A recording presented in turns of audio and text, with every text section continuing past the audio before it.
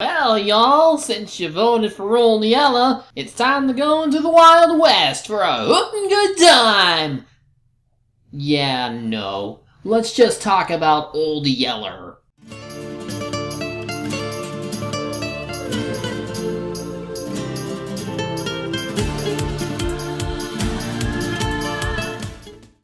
So the theme for September's bonus objective was more old live-action Disney movies, and I included a couple dog ones on there. In fact, I considered lifting my self-imposed dog film ban, but will still do a near year's worth of them, depending on how the Wano arc in One Piece ends. Anyway, about Old Yeller. This is by far the second oldest Disney movie I remember owning as a kid, and one that I didn't know was also a book.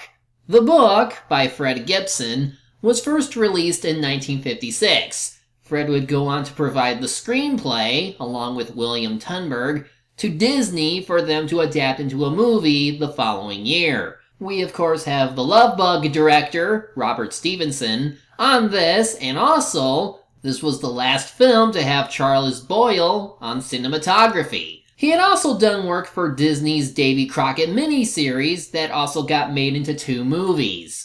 One of which I did own. So I'm excited, since it's been forever since actually seeing something this old compared to some of the others we've seen. With that, time to see for ourselves just what kind of adventure we're in for. This is Old Yeller. Well, they certainly don't waste time bringing in our title character. Old Yeller, Old Yeller. Dear Yeller, come back, Yeller. Best doggone dog in the West.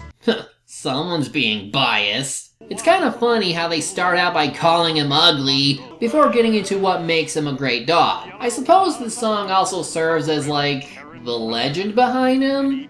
Well, given what happens later, I don't know who's around to tell it. Looks like he spotted the main household. Time to get to the human cast. Our main character in this is Travis Coates, played by Tommy Kirk. He's the oldest sibling after Arliss, played by Kevin Corcoran. The 2 actors tend to share films as brother characters, which is interesting. Guess Disney really liked pairing them up for like 5 films. What'd Papa get for this dollar? Nothing. Was no good. But you just said that you could get anything with money. Well, you can. Papa's was Confederate.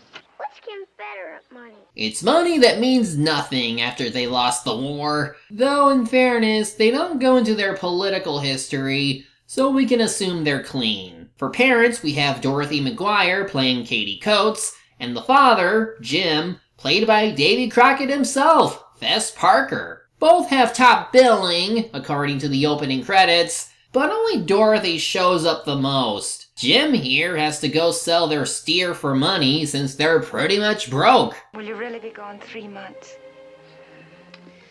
All of 3 months. Maybe 4. No, honey, nothing to cry about.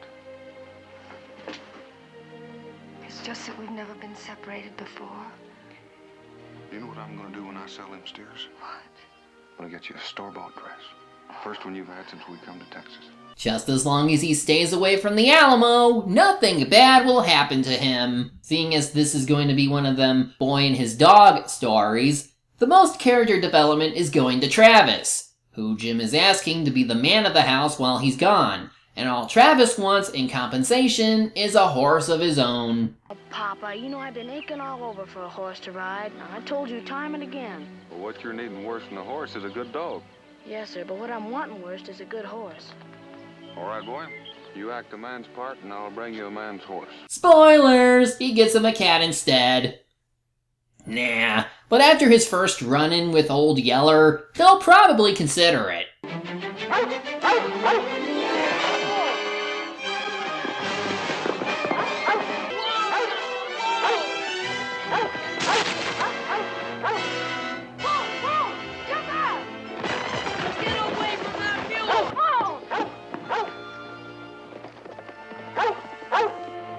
Well, now to get a new mule. Thanks, dog! Get, you crazy fool dog! Get!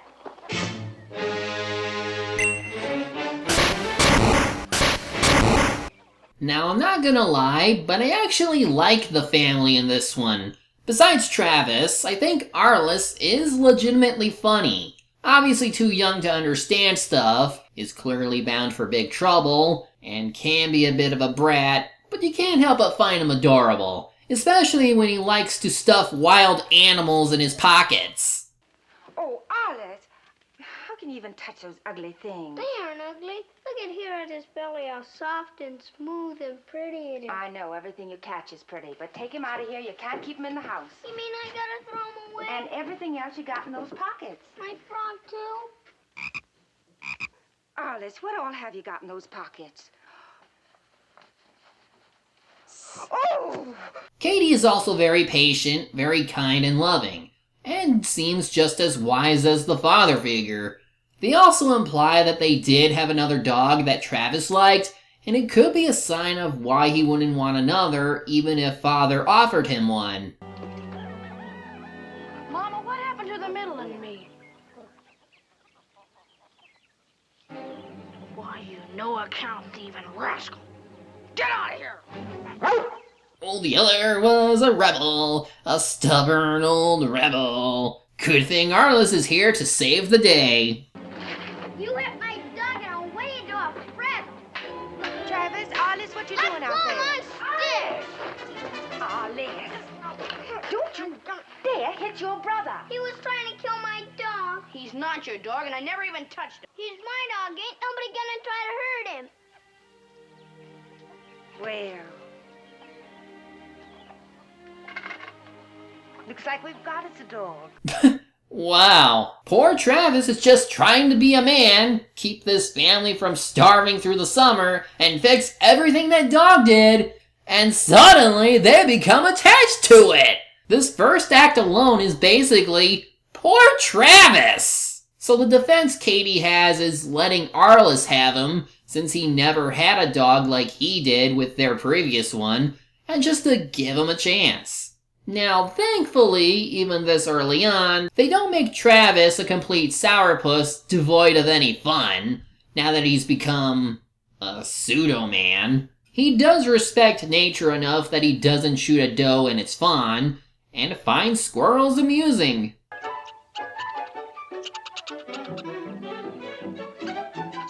But he still has to get meat on the table, and did. Here you go, Arliss. Here's $1. Buddy, it's a buck! Exactly! Man, the Wild West years were brutal for brothers. Constant rock and stick fights, nothing like it is today. Of course, Travis is just looking for an excuse to get rid of the dog, so he warns him that if he eats this hanging jerky again, he'll shoot him. He even tempts him by lowering one down to his level, but come morning, he finds that the meat was untouched. Well darn, I got the gun out for nothing. Travis thinks Mother might have fed him, but it doesn't appear so. Dog just might be smarter than he looks. Hell, he actually got a fish. Yeah, a lot of the movie shows some of their daily life. If anything, that's the way the movie flows. It's like a slice of life story where anything can happen, and it will be beneficial to character development. It's all about watching these characters grow into better people. That's not to say we can't have drama, as right here, Arliss thought it would be a great idea to try and capture this bear cub. A bear cub that, by the way, is very real and might hurt this small child during shooting, but not as much as the mother bear that comes charging. And just before it, Mother was indifferent to this. Like, well, it'd be one less mouth to feed. But guess who comes to save the day?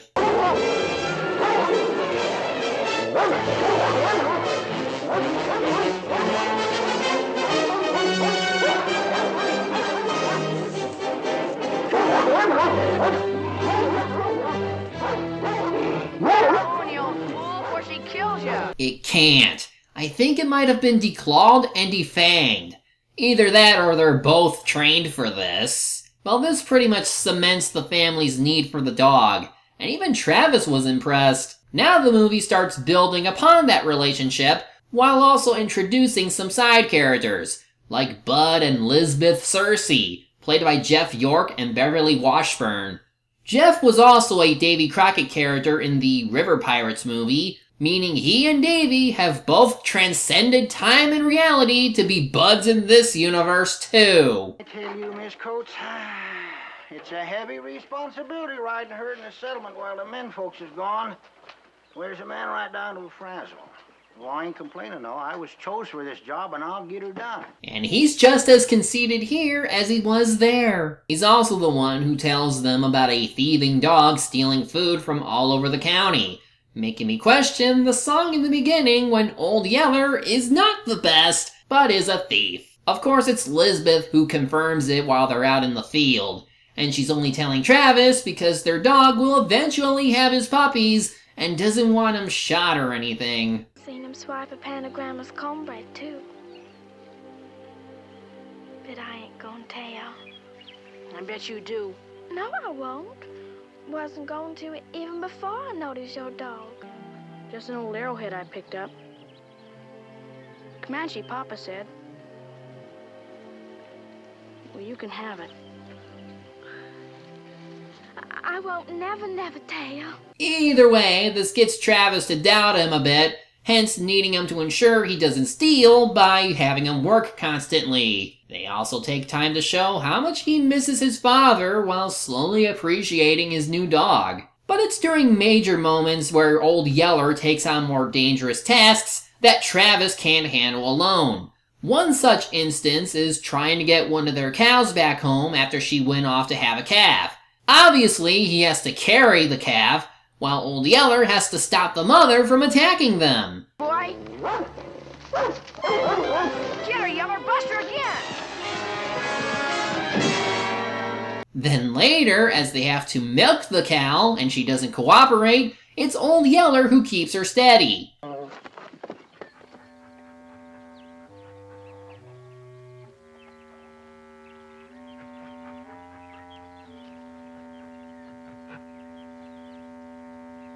Now the song is starting to make more sense. Nothing but respect for this dog. Of course, it's during a later scene, after one that I'll come back to in a bit, where Old Yeller actually saves Travis's life. On the advice of Bud, during their first meal together, he suggested he can trap feral hogs by hanging in a tree, pulling them up one by one, and tagging them that way.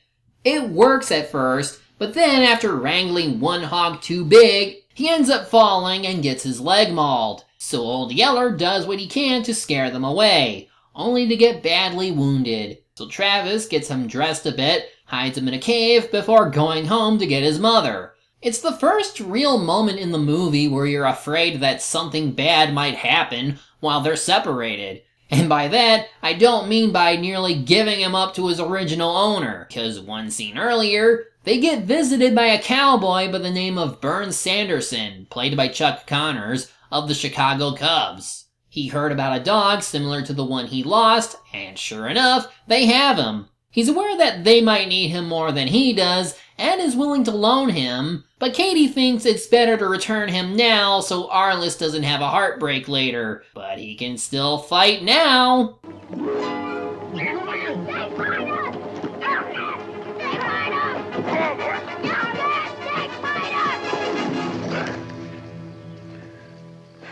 Arliss, aren't you ashamed throwing rocks at that man? I'll bust him with another and every take my dog off. Arliss. You're just lucky that this guy didn't shoot you or do worse to your family. This was still about that time where outlaws of that kind existed. But he's rather chill about it, as he talks to him about what it might be worth to keep the dog. So the offer is this. They can keep Old Yeller if Arliss trades him this horny toad he has in his pocket and get his mother to feed him a home-cooked meal. I guess so. Will you feed him, Mama? Of course I will. All right. I'll swap you. Here, boy. He's all yours, boy. Come on, Yeller. Come on, boy. Hard to stay mad at this little child. He's still growing. Now, going back to my earlier discussion on something bad happening, even after getting Old Yeller home to safety and healing him up, there was that possibility of him contracting hydrophobia, which is a term used to describe rabies. Though first brought up by Sanderson, Since it can show up in wild animals, Bud thinks the two might have gotten it from the hogs, since they both appear to be sick now. I brought you a surprise. One of Miss Prissie's pups. Oh yeah, and Lisbeth's dog had a puppy earlier, just about as big as his mother. Speaking of mothers though, Katie was working into overtime and getting Arliss to cooperate without worrying about Old Yeller. And she also goes out on Bud for telling Travis about how scary hydrophobia is. There are plenty of ways a man could help around here. Huh? Like doing what, Miss Coates? Like hitching up the mule and gathering in the corn crop before the deer eat it up or the blowing rain rotted in the field. Now, don't you fret yourself at all about that corn crop, Miss Coates. I'll be glad to take care of that. Lisbeth? Yes, Papa? Lisbeth, honey, Miss Coates says she's in kind of a bind, ain't got her corn in the crib yet. Figured I'd leave you behind to help her with the job.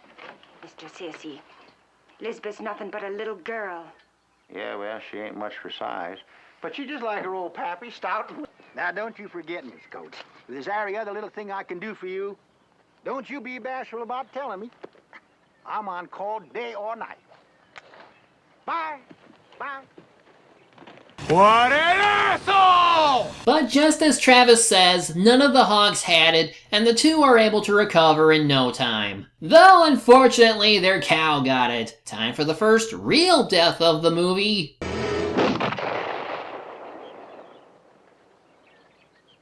Let's get finished and go burn the carcass. If the varmints get at it, could be that might spread the disease. Travis has to go through a lot in this movie, and it's painful to have him see him lose his innocence at this age. Being the man of the house isn't what it's cracked up to be, especially when you have a younger brother asking so many questions. No, I reckon. She's just dead. Will she go to heaven? I don't much reckon. Ain't there no cows in heaven for the angels to milk? How do I know? It's just going to lead into some really painful stuff soon, because now we have a wolf attack! Rabies! Rabies! A wolf!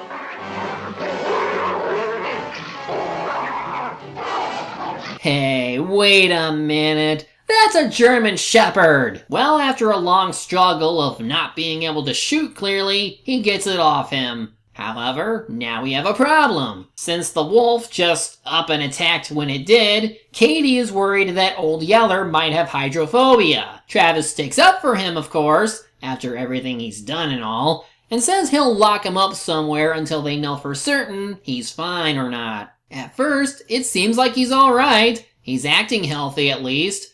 But then, later that night... Yeller?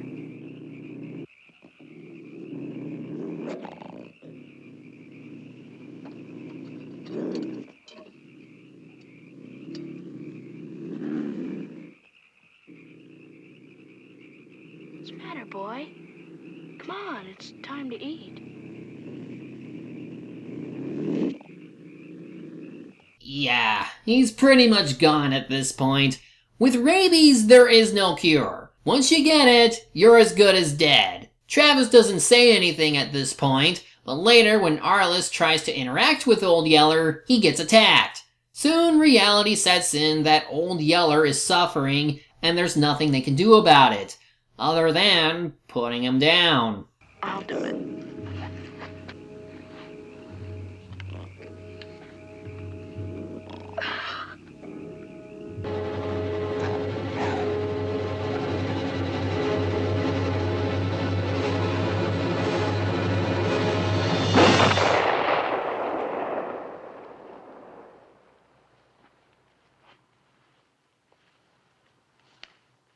It's not often that a family movie goes as far as forcing a child to have to put down their animal companion like this. And this does play in line with the book. Like, they seemingly follow it to a T, and when you apply talented actors to provide heavy emotions, it makes the moment even sadder. And keep in mind, they've been playing on the fact that this dog can do a lot, survive a lot, and pull through a lot. You were likely hoping that Old Yeller would get through this and be happy just as the Coates are. But once it turns out to be false, you start feeling down like they do.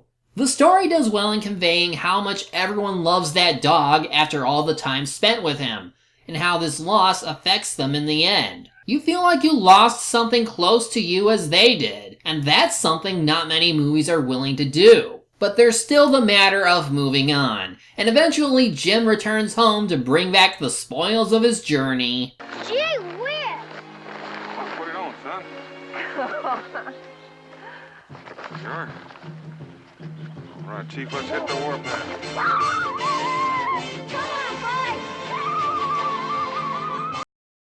Yeah, we know this was made with the timepiece in mind, but at least Travis got that horse he wanted, though he's still upset about Old Yeller's death. They still have his puppy, but he ain't interested. Jim sets him straight on what it means to move on. Life's like that sometimes. Like what? Well, now and then, for no good reason a man can figure out, life will just haul off and knock him flat. Slam him again the ground so hard it seems like all his insides is busted. But it's not all like that. A lot of it's mighty fine. And you can't afford to waste the good part fretting about the bad. But I'll tell you a trick, it's sometimes a big help. When you start looking around for something good to take the place of the bad, as a general rule, you can find it. And I think that's some good advice. Always find some good in life so you're not always dwelling with the bad. And what good Travis finds is that the puppy is very much like his father before him, so the memory can live on. In Young Yeller. Young Yeller is a puppy, a little old lop-eared puppy. It's plain to see he's got a family tree. The image of his pappy, he's frisky and he's happy, and that's how a good pup should be. Frisky and happy, here Yeller, come back Yeller. Best doggone dog in the West. It goes without saying, but I really like this movie. It's easily among the best dog movies I ever owned, and the best to use the boy and his dog formula well. And I think what helps it is keeping it mostly grounded in reality. Most dog films try to add a little too much to make the dog seem wacky or really damn smart, when really all we needed was a feel-good tale about a child learning what it means to grow up or take responsibility. And they don't have to do it alone when they have their animal companion by their side. Old Yeller might be smart, but he's still limited by what dogs of his breed can do. He's not invincible, obviously, which is why it's important that the bond between him and the family be strong enough that they'd help him as he helped them. Having the family be likable is also a must, and despite a few shortcomings unlike Arliss or even Bud, and some of the obvious racial byproducts of the time and era, everyone was pretty good to watch. In the way of cinematography, nearly every scene felt natural. There didn't appear to be much need of stock footage or blue screen effects, just the good old California Texan countryside. The lessons about growing up, taking responsibility, family, and mourning are all well done and can easily be understood by younger audiences. And I can see many children and possibly some adults crying by the end depending on how attached they are to Old Yeller. I can't stress this enough, but this is the one dog that I would love to have. I very much recommend this movie to anyone looking into Disney's past library of live-action movies. This is certainly Disney at its best, and one you shouldn't ever miss. I'm the Media Hunter. Media's my prey, and reviewing them my way. Best doggone dog.